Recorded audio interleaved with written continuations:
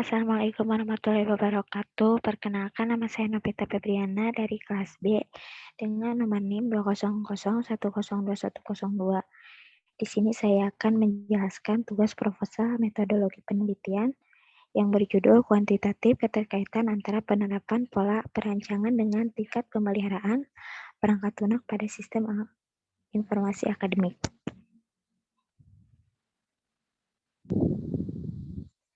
Yang diampu oleh dosen Ibu Rinanda Febriani, SSTMT. Disusun oleh saya sendiri. Kata pengantar.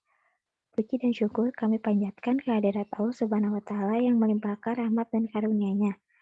Serta saya dapat menyelesaikan proposal ini yang berjudul kuantitatif keterkaitan antara penerapan pola perancangan dengan tingkat pemeliharaan perangkat lunak pada sistem informasi akademik tepat pada waktunya. Penulis mengucapkan terima kasih kepada Ibu Rinanda Febriani, SSTMT yang dengan segala perhatian, bimbingan, arahan yang bermanfaat dan meluangkan waktunya untuk penulis terima kasih yang tak terhingga penulis sampaikan. Proposal penelitian ini diajukan untuk memenuhi persyaratan tugas 6 atau ujian tengah semester. Penulis sadar bahwa proposal ini masih jauh dari kata sempurna, maka dari itu penulis berharap kritikan dan saran dari dosen pengampu agar penulis dapat menyempurnakan proposal ini. Bandung, 17 Mei 2022. Penulis. Daftar isi. Ada kata pengantar, daftar isi, bab 1 pendahuluan yang isinya ada latar belakang, rumusan masalah, metode dan tujuan penelitian, manfaat penelitian. Di sini saya akan menjelaskan yaitu latar belakang, rumusan masalah, metode dan tujuan penelitian, dan manfaat penelitian.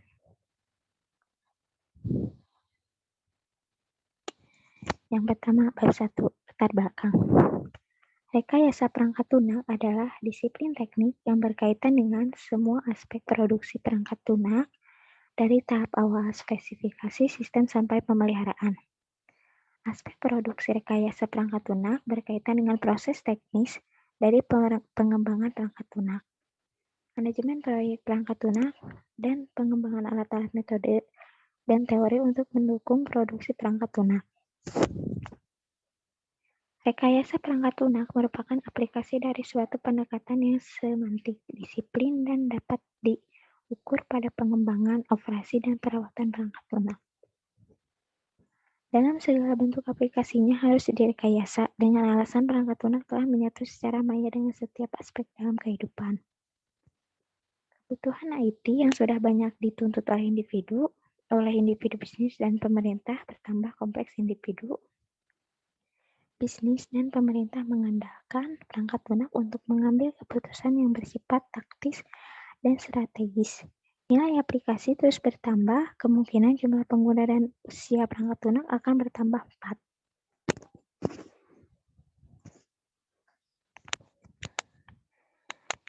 Perubahan perangkat lunak sering terjadi pada setiap fase pengembangannya. Bila satu komponen mengalami perubahan, maka komponen yang lain perlu penyesuaian kembali. Menganalisis dampak dari perubahan dan memberikan solusi dari sisi manajemen atau teknis, penelitian yang dilakukan Pereira juga memberikan pendalaman konsep tentang efek dari kebutuhan dan yang berubah-ubah dengan pemodelan analitis dari simulasi atau software forecast.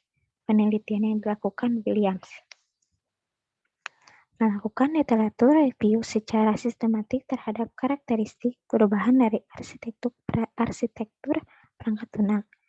Dari literatur di atas, faktor dominan yang menyebabkan perubahan perangkat lunak adalah faktor keinginan manusia yang terus berkembang, faktor perkembangan teknologi, faktor budaya dan peraturan tempat sistem digunakan. Faktor-faktor di atas disusun dalam sebuah dokumen kebutuhan perangkat lunak.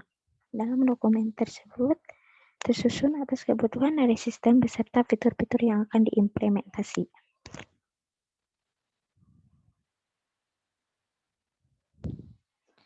Penelitian tentang menjaga stabilitas sebuah perangkat lunak menjadi topik penelitian tersendiri dari proses pengembangan perangkat lunak. Topik ini cenderung bersifat preventif terhadap perubahan-perubahan yang terjadi, karena perubahan tidak dapat terelakkan.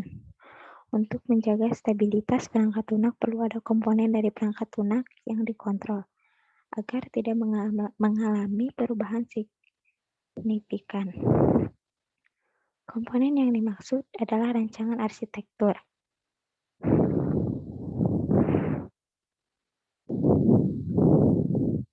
Mendefinisikan arsitektur perangkat lunak sebagai sebuah fondasi dasar dari perangkat lunak.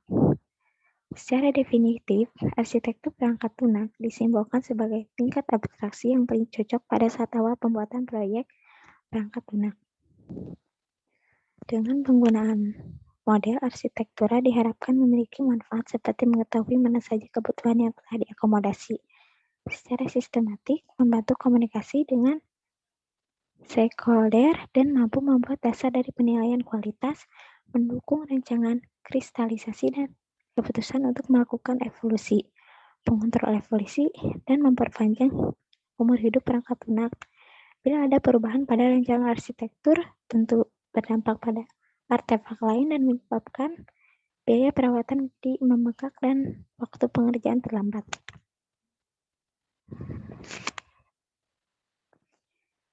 Yang selanjutnya ada rumusan masalah.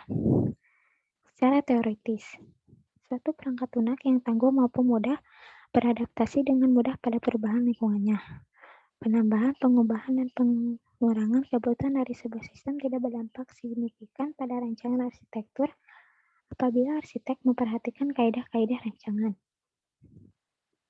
Namun, pada prakteknya, konsep tersebut sulit dicapai. Sebuah rancangan arsitektur perangkat lunak dipengaruhi oleh banyak faktor seperti keahlian arsitek, pengetahuan arsitek, kebutuhan yang akan diimplementasi, kebergantungan pada teknologi tertentu, batasan-batasan lingkungan sistem, dan faktor non-teknis, seperti proses bisnis, kebijakan, dan faktor manajerial sebuah perusahaan. Dengan faktor-faktor yang kompleks tersebut, seorang arsitek sedikit banyak melanggar kaidah-kaidah dalam merancang perangkat lunak.